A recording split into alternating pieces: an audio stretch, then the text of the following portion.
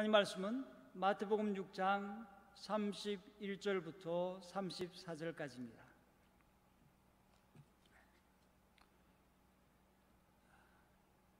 제가 읽어드리겠습니다. 그러므로 염려하여 이르기를 무엇을 먹을까, 무엇을 마실까, 무엇을 입을까 하지 말라. 이는 다 이방인들이 구하는 것이라. 너희 하늘 아버지께서 이 모든 것이 너에게 있어야 할 줄을 아시느니라. 그런즉 너희는 먼저 그의 나라와 그의 의를 구하라.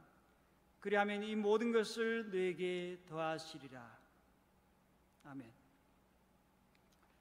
읽은 말씀을 가지고 140만 달러보다 더 가치 있는 교훈이라는 제목으로 말씀을 전하겠습니다.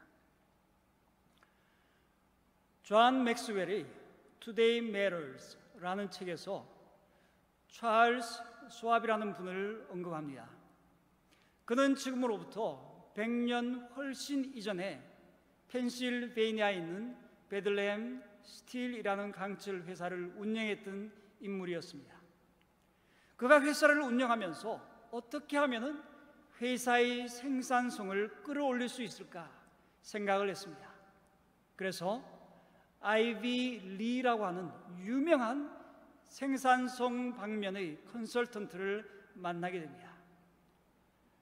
찰스 스왑 이분이 이야기했습니다. 우리는 우리가 무엇을 해야 되는지 압니다. 하지만 일을 하는 데 있어서 좀 더 좋은 방법을 보여주신다고 하면 잘 듣겠습니다. 그러고 나서 리즈너블한 범위 안에서 돈을 지불하겠습니다 라고 이야기했어요. 그러자 컨설턴트인 아이비 리는 이렇게 대답을 했습니다. 제가 도와드릴 수 있습니다. 20분이면 충분합니다. 그러고는 백지 한 장을 꺼내서 찰스에게 건네주었습니다. 이 종이에 내일 해야 할 가장 중요한 일들 6가지를 쓰십시오. 그래서 찰스 스왑은 하라는 대로 따라서 했습니다. 아이비 리 이분이 다시 이야기를 했습니다. 이제는 당신과 당신 회사의 가장 중요한 순서대로 6가지 할 일들의 중요한 순서대로 번호를 매겨 보십시오. 찰스 스왑이 그대로 따라서 했습니다. 그러자 아이비 리가 계속해서 이야기합니다. 그 종이를 주머니에 넣고 내일 아침 일어나서 맨 먼저 종이를 꺼내서 1번에 적혀져 있는 해야 할 일을 보십시오. 다른 것을 보지 말고 1번에 있는 것만 보십시오. 그리고 1번에 적혀져 있는 일을 끝날 때까지 계속해서 하십시오. 1번의 일을 다 했으면 그 다음에 2번에 적혀져 있는 일을 보고 그와 똑같이 하는 것입니다. 다 했으면 그 다음에는 3번. 이렇게 하루 일이 끝날 때까지 하는 것입니다. 그날 한 가지나 2가지만 일을 끝냈다 하더라도 염려하지 마십시오. 왜냐하면 가장 중요한 일들을 하고 있기 때문입니다. 못 끝낸 일들은 그 다음 날 6가지 해야 할 일에 넣으시면 됩니다. 매일같이 이렇게 하십시오. 그러고 나서 이분이 이런 시스템이 가치가 있다고 생각이 되면 당신이 하고 나서 당신의 회사 사람들에게 하도록 하십시오. 당신이 원하는 만큼 트라이 해보십시오. 그러고 나서 이 아이디어가 가치가 있다고 생각이 되면 거기에 맞게 수표를 저에게 보내주십시오. 몇 주가 지나서 찰스 스왑이 수표에 25,000부를 적어서 보내주었습니다. 그리고 편지도 동봉을 했는데 그 편지에는 자신이 배운 것 중에 가장 유익한 것이었다고 그렇게 쓰여져 있었습니다. 그로부터 얼마 되지 않아서 베들레헴 스틸 그 회사는 그 당시 가장 큰 독립 철강 회사가 되었습니다. 1910년 정도에 그 당시에 아이빌리가 2만 5천 불을 받았는데 현재의 그 가치로 계산을 하면 그 돈은 약 140만 달러가 됩니다. 이것은 프라이어리티, 우선순위에 관한 교훈입니다. 많은 일들 중에서 어느 것이 가장 중요한 일인지, 그리고 그것이 결정이 되면 그 일에 포커스하는 것입니다. 찰스 스왑에게 있어서 이러한 프라이어리티, 우선순위의 교훈은 140만 달러어치 가치가 있는 교훈이었습니다. 이 140만 달러의 우선순위의 그 교훈, 그것과는 비교할 수 없는 프라이어리티, 우선순위의 교훈이 있습니다. 그것은 바로 예수님께서 주신 교훈입니다. 본문 33절에서 너희는 먼저 그의 나라와 그의 의를 구하라. 그리하면 이 모든 것을 너희에게 더하시리라 말씀했습니다. 하나님 나라의 백성으로서 첫 번째 우선순위를 두고 해야 할 삶은 바로 하나님의 나라와 그의 의를 구하는 삶이라고 예수님께서는 말씀하셨습니다. 그 가치는 140만 달러와 비교할 수 없는 것입니다. 예수님께서는 본문 말씀을 통해서 두 종류의 삶이 있다고 말씀을 하십니다. 첫 번째는 염려하는 삶입니다. 염려하는 삶. 31절 말씀에 그러므로 염려하여 이르기를 무엇을 먹을까, 무엇을 마실까, 무엇을 입을까 하지 말라. 이는 다 이방인들이 구하는 것이라 라고 했습니다. 예수님께서 염려하는 삶, 그것을 가리켜서 이방인들이 사는 삶이라고 했습니다. 무엇을 먹을까, 무엇을 마실까, 무엇을 입을까 염려하는 것은 하나님 나라 백성의 삶이 아니라는 것입니다. 그러면서 예수님은 내일 일을 위하여 염려하지 말라라고 말씀하셨습니다. 그 당시에는 지금처럼 먹을 것이 풍요롭지 못했습니다. 많은 사람들이 하루 일하고 번 돈을 가지고 하루 살아가는 시대였습니다. 하루하루 먹고 살아가는 것으로 인해서 아마 염려하는 사람들도 많았던 것 같습니다. 예수님께서는 제자들에게 오늘날 우리에게 일용할 양식을 주십시오 라고 하나님께 기도하라고 가르치셨습니다. 지금 우리들은 하루 일해서 번 돈을 가지고 그날 먹을 빵을 사서 집에서 식구들과 같이 먹고 하지 않습니다. 지금은 우리들 가운데 먹을 것, 마실 것, 입을 것으로 염려하는 분들은 별로 없는 것 같습니다. 극심한 빈곤에 시달리는 사람이라면 기본적인 필요가 채워지지 않아서 고통을 심하게 받을 것입니다. 그렇게 된다면 정신적으로, 육체적으로 그 건강에도 스트레스와 같은 그런 악영향들이 많이 있을 것입니다. 돈이 없는 사람만 스트레스 받습니까? 그렇지 않습니다. 돈이 많은 사람도 스트레스를 받습니다. 다른 차원의 걱정과 고민 가운데서 스트레스를 받으면서 살아갑니다.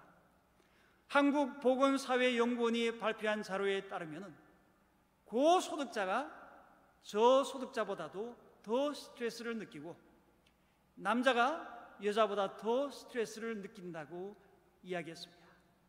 그러니까 고소득자 남자가 가장 많이 스트레스를 느낀다는 것이죠. 예를 들면 마이크로소프트의 창업자, 세계에서 가장 돈이 많은 사람 중에 하나인 빌 게이츠, 스트레스가 많을까요? 당연히 많이 있을 것입니다. 그래서 빌 게이츠는 자기 나름대로 매일 스트레스 해소하는 방법이 있다고 합니다. 스트레스가 없다면 날마다 스트레스를 풀려고 하지 않겠죠. 자기만의 스트레스 푸는 방법, 그는 이렇게 설명합니다. 나는 매일 밤마다 설거지를 합니다. 다른 사람이 하겠다고 해도 못하게 하고 내가 좋아하는 설거지를 합니다. 빌 게이츠에 있어서는 설거지하는 것이 자신의 스트레스를 해소하는 방법이라고 말한 것이죠. 2015년 플로리다 주립대에서 연구를 해본 결과 설거지가 스트레스 해소에 효과가 있다는 점이 발견이 되었습니다. 설거지에 집중할 경우 스트레스가 27% 감소하는 효과가 있다고 합니다. 캘리포니아의 산타바바라 대학교의 연구팀은 설거지를 하는 동안 내가 생각할 수 있는 여유가 생겨서 창의적인 문제 해결을 할 수 있게 된다는 연구 결과를 발표했습니다.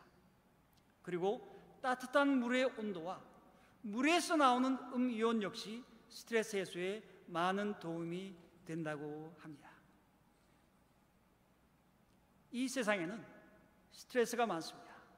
이 세상의 삶은 염려하는 삶입니다. 하지만 우리는 다르죠. 우리는 하나님 나라의 백성입니다. 이 세상에 살고 있지만 그러나 이 세상에 속한 자들이 아닙니다. 그러므로 우리 그리스도인의 삶은 이 세상에서 염려하는 삶이 아니라 무엇을 먹을까, 무엇을 마실까, 무엇을 입을까, 이러한 것들로 염려하는 삶이 아닌 것이죠. 이 모든 것들은 우리가 염려할 것이 아니고 하나님께서 염려하실 문제입니다. 이 모든 것들은 하나님께서 우리에게 더해 주실 그러한 것들이죠. 그러므로 우리는 염려할 필요가 없는 것들에 대해서 염려하지 말아야 합니다. 염려하지 말아야 되는 것에 대해서 우리는 염려하지 말아야 할 것입니다. 아멘입니까? 아멘. 히스기야를 생각해 보겠습니다. 어느 날 아시리아 왕이 그의 장군들에게 대군을 주어서 예루살렘에 가서 히스기야 왕을 치도록 그렇게 했습니다. 왕의 명령에 따라 아시리아 군대가 예루살렘을 포위했습니다.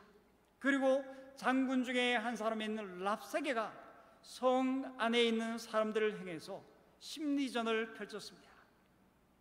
성문 어귀에 있는 이스라엘 사람들이 다 듣고 낙담하고 포기하고 절망하고 항복하도록 큰 소리로 여러 가지 이야기를 했습니다.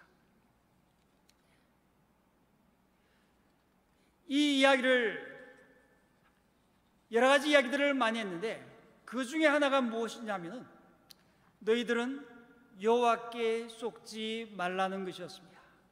여호와께 속지 말라. 랍사게는 이야기했습니다. 여호와가 예루살렘을 내 손에서 건질 수가 없다. 보아라, 어느 나라의 신이 자신이 수호하고 있는 나라를 아시리아의 왕의 손에서 구할 수가 있었느냐.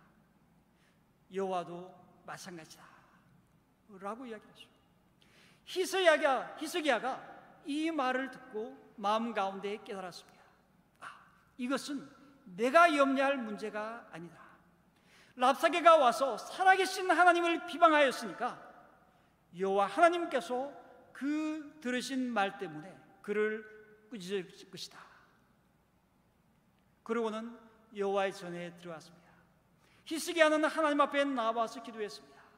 여호와 하나님, 사네립이 살아계신 하나님을 비방하러 보낸 말을 들으십시오. 이제 우리를 그의 손에서 구원하여 주십시오. 히스기야는 아수르의 왕 사네립의 글을 마치 보란듯이 펼쳐놓고 여호와께 기도하기 시작했습니다.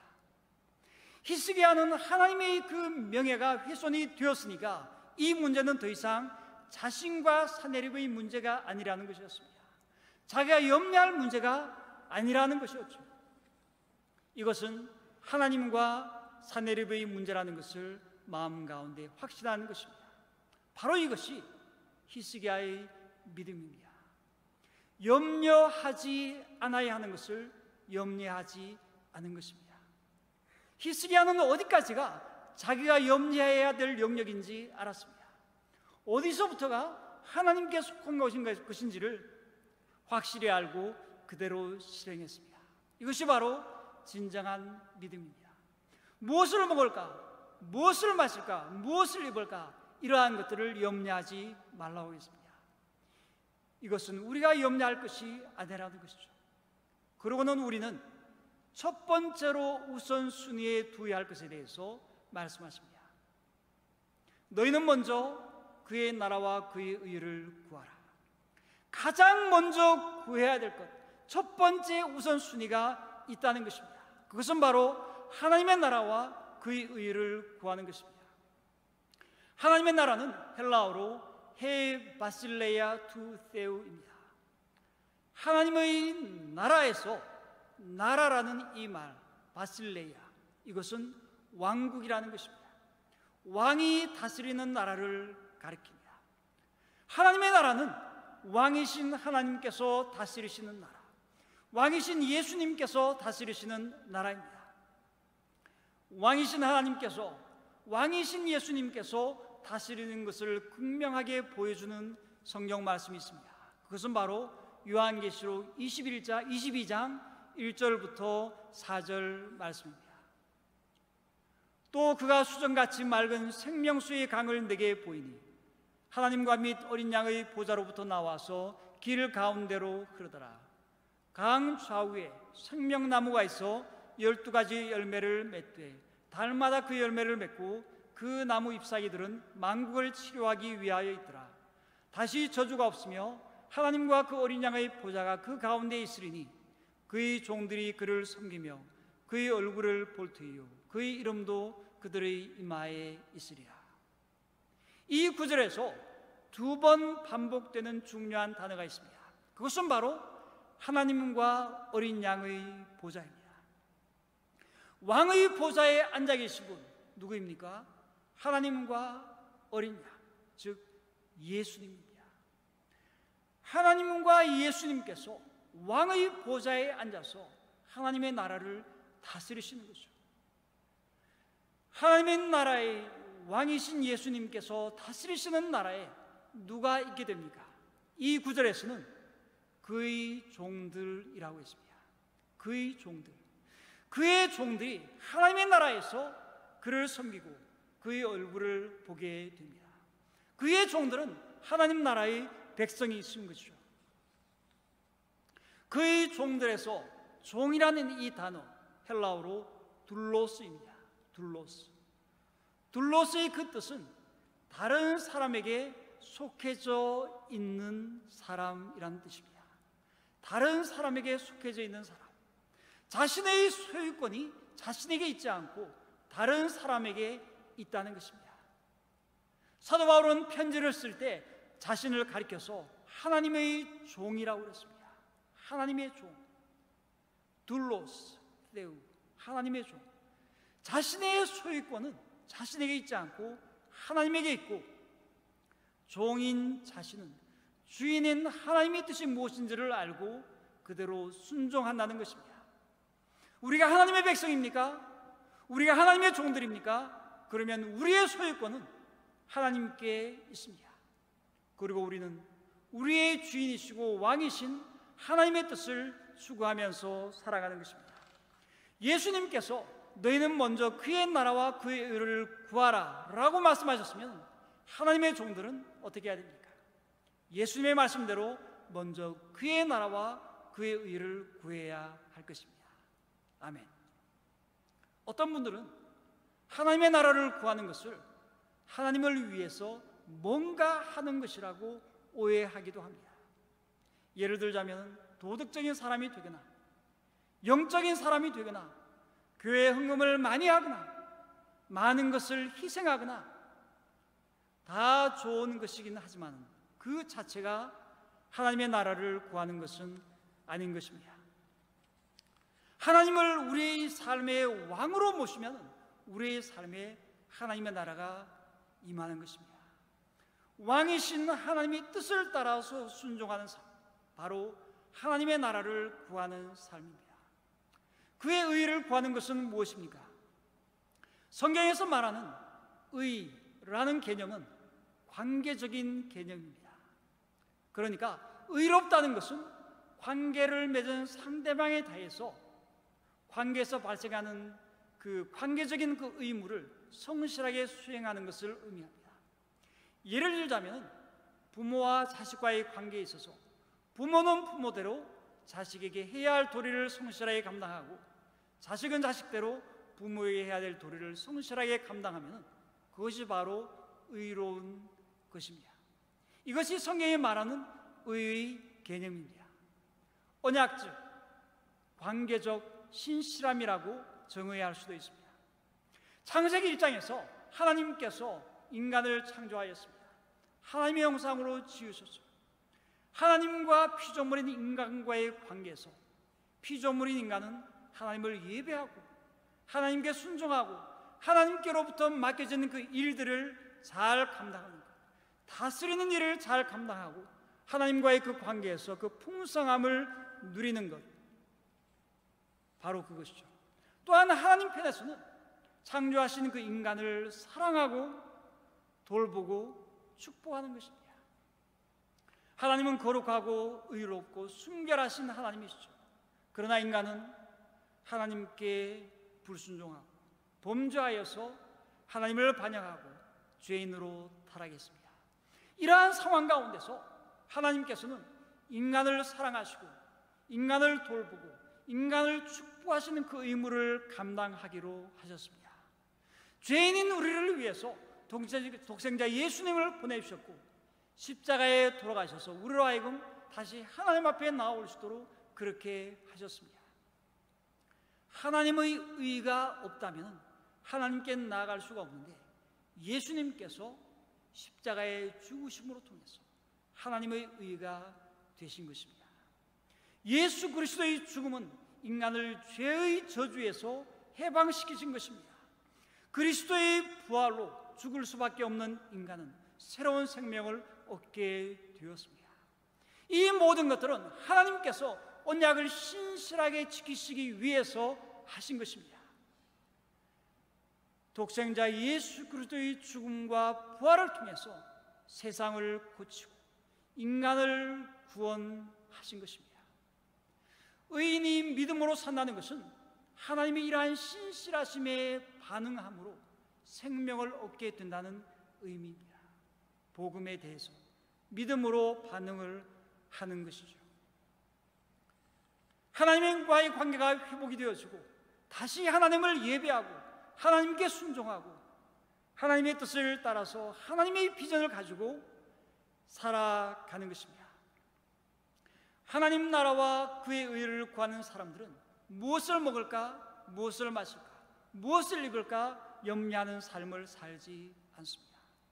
그들은 하나님께서 영광 받으시도록 하나님께서 보여주시는 비전을 가지고 주님을 섬깁니다. 왕이신 하나님께서 맡기신 그 일을 감당하며 살아가는 것입니다. 지난주에 줌으로 한 장례식에 참여를 하였습니다. 그 장례식은 버나 에스프레이라는 은퇴 선교사님의 장례식이었습니다. 올해 87세였습니다. 그 장례식에는 여러 선교사님들이 참석했고 태국과 미국의 많은 미행분들이 참석을 하였습니다.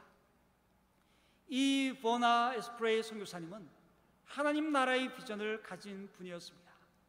저희가 2000년에 중국에 선교사로 갔는데 이미 그분은 그때 중국에 계셨습니다. 그곳에서 미행 사역을 하고 계셨습니다. 그리고 5년 전 2015년 82세가 될 때까지 선교 사역을 하였습니다. 이분은 캐나다에서 태어나서 어릴 적에 교회 주일학교에서 한 선교사님이 와서 전해준 말씀을 듣고 선교 사역에 끌리게 되었습니다. 간호사로 병원에서 일을 하다가 프레어리 바이블 인스티튜트에 가서 신학을 공부했습니다. 그리고 OMF라고 하는 선교단체를 통해서 태국의 미엔족, 라오스의 난민촌에 있던 미엔족과 사역을 하였습니다. 오랜 기간 동안 선교 사역을 끝내고 태국에서 은퇴를 하였습니다. 그러나 그분은 캐나다로 돌아가지 않았습니다.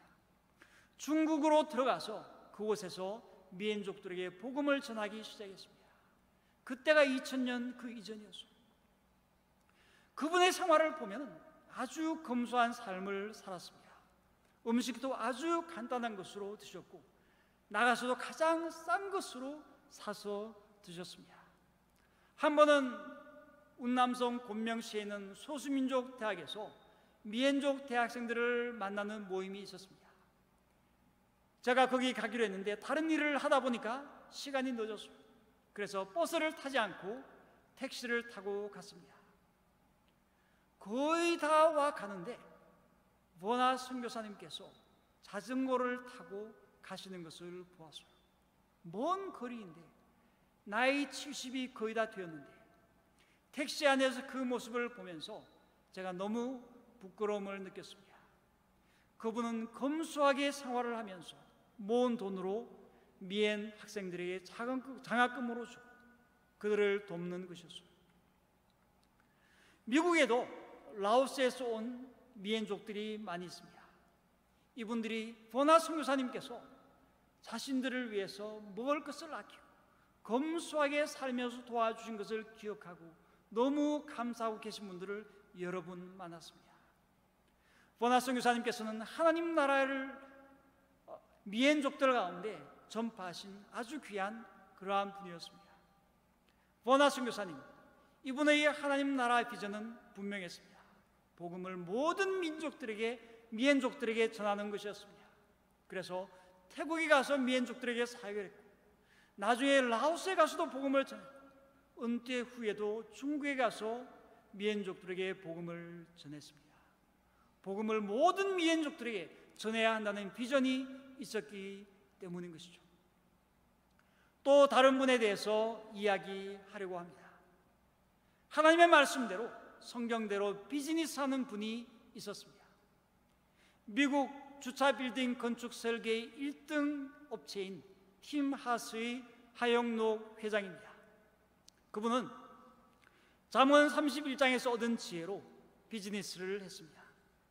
그는 잠언 31장 20절의 말씀, 그는 공관자에게 손을 펴며 궁핍한 자를 위하여 손을 내밀며, 이 말씀을 보면서 회사의 사명을 우리는 어려운 이들을 위해서 존재한다. We exist to help those in need. 이렇게 정했습니다.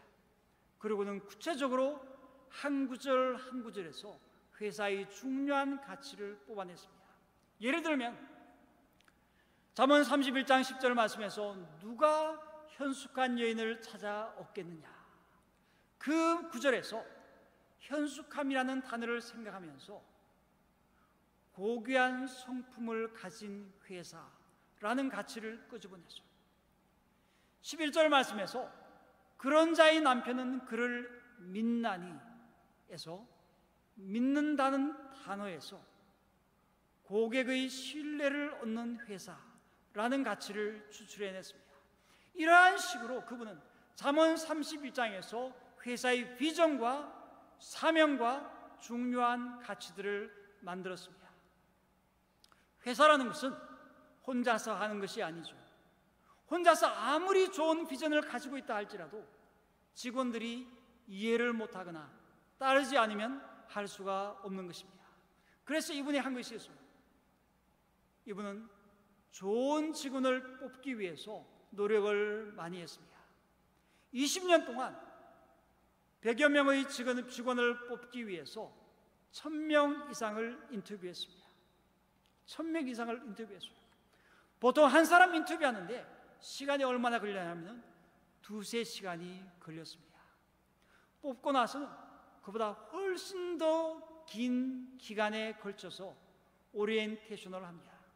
왜냐하면 회사의 비전과 가치관과 중요한 생각들을 이해해야지만이 한 마음으로 한 생각으로 같이 갈 수 있기 때문인 것입니다. 이렇게 하나님의 말씀대로 비즈니스를 했는데 이 회사가 미국 젊은이들이 가장 일하고 싶어하는 회사 중 하나라고 그렇게 말을 합니다. 성경대로 비즈니스하는 것, 이것이 그의 하나님 나라 비전이었습니다. 이 두 분들, 버나 에스프레이 선교사님 그리고 하형록 회장님의 하나님 나라 비전을 보면서 제가 마음 가운데 느낀 것은 하나님 나라의 비전은 개인이 가질 수 있지만 보통은 공동체의 비전을 공유하며 함께 가는 것이다 라는 생각이 들었습니다. 버나 선교사님은 OMF라고 하는 선교 단체 안에서 선교 사역을 하면서 그 중에 한 민족, 미엔족에게 복음을 전하는 것이었습니다. 하영록 회장님은 가지고 계신 그 하나님 나라 비전을 그 회사의 모든 직원들이 공유하도록 노력했고 함께 간 것입니다. 우리 빌리지도 마찬가지인 것 같습니다. 하나님께서 빌리게 주신 하나님 나라 비전이 있습니다. 이것은 한 개인이 할 수 있는 것이 아니라 빌리지 성도 모두가 다 이 비전을 공유하며 이것을 이루는 데 있어서 하나님께 주신 재능과 장점과 은사를 사용해서 자신의 자리를 찾아서 함께 섬기는 것이죠. 빌리지의 비전 안에서 나 자신의 비전을 찾아야 하는 것입니다. 이번 주 월요일부터 40 Days of Prayer 40일 기도가 시작이 되었습니다. 월요일부터 목요일까지는 오전 7시부터 11시까지, 금요일은 오전 7시부터 9시까지 생츄어리에 와서 개인적으로 기도할 수 있습니다. 생츄어리에 들어오면은 바로 앞에 빌리지 기도 제목이 있습니다. 이 빌리지 기도 제목을 가지고 기도를 하는 것이죠. 그 안에는 빌리지의 예배, 온라인 사역, 장년 사역, 교회 사무실 스태프들, 학생 사역, 어린이 사역, 펠로우십들, 교회 건물, 스태프들, 보드 멤버들, 전도 사역, 지역 사회, 다민족 사역, 여러 가지 것들을 위해서 기도를 합니다. 많이 나오셔서 기도를 하면 좋겠습니다. 영어로 되어 있는 이 기도 제목을 오늘 박은교 자매님과 홍인영 자매님께서 한국어로 번역해 주셨습니다. 이렇게 섬겨주시는 것이 얼마나 아름다운 것인지 모르겠습니다. 이 기도 제목을 가지고 기도하면서 하나님께서 마음에 주시는 부분이 있다면 그 부분에서 섬기면 좋겠습니다. 김진우 형제님은 사진과 비디오, 조명 등의 전문 지식과 기술을 가지고 비디오 팀을 도와주시고 계십니다. 우리 모두가 기도하면서 빌리지 공동체 안에서 구체적인 개인 하나님 나라 비전을 찾으면 좋겠습니다. 예수님께서는 오늘 이 말씀에서 두 종류의 삶에 대해 말씀하십니다. 첫 번째는 이 땅을 바라보면서 염려하면서 사는 삶입니다. 오늘 하나님 나라 큐티 말씀을 보면은 염려하는 삶을 이렇게 표현했습니다. 배를 자기네들의 하나님으로 삼고 자기네의 수치를 영광으로 삼고 땅의 것만을 생각합니다. 그들의 마지막은 멸망입니다. 멸망이라고 그러죠. 우리는 염려하는 삶이 아니라 또 다른 삶, 하나님의 나라를 구하는 삶을 추구하며 살아야 할 줄로 믿습니다. 이것을 오늘 큐티 말씀에서는 이렇게 표현했습니다. 우리의 시민권은 하늘에 있습니다. 그곳으로부터 우리는 구주로 오실 주 예수 그리스도를 기다리고 있습니다. 우리의 비천한 몸을 변화시키소서 자기의 영광스러운 몸과 같은 모습이 되게 하실 것입니다. 하나님 나라와 그 일을 구하는 주님의 백성들, 주님의 종들을 하나님께서 놀랍게 변화시키실 것입니다.